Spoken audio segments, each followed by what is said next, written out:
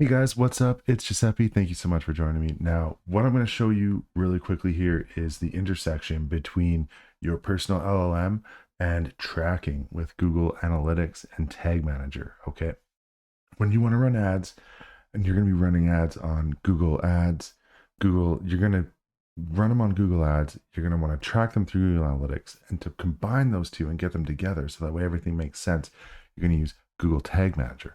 Now, in this video, I'm going to give you a quick rundown. I'm going to show you where to download stuff, where to upload stuff, and how to just add it to your terminal or whatever you happen to be using. Just quick drag and drop to make sure that you are making advancements, because that's what we're all about here, making you a better person when it comes to all this stuff, right?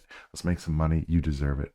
Without further ado, let's dive into it. All I want to share with you today in this really quick video is that if you go here and you go to export container and just your recent one, it comes out as you see right here. It's a preview JSON. You export that. And what you can do with that export is you can actually load that export directly into your Claude.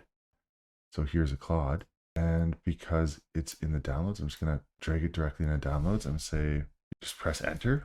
Or I don't want to press enter. I'm just going to say, hey guys, have a look at this GTM, critique it based on best practices for Google Ads and Analytics for an e-commerce brand website. And it will go through and fix everything for you, put it together.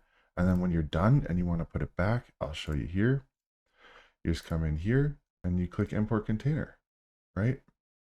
And you choose your container file and it'll give you a bunch of options. You just drag and drop it. It's done. Go to overwrite, not merge, just to make sure that it makes sense. But I'm not going to go heavy into it because everyone's going to have their own kind of impression or solution for what happens.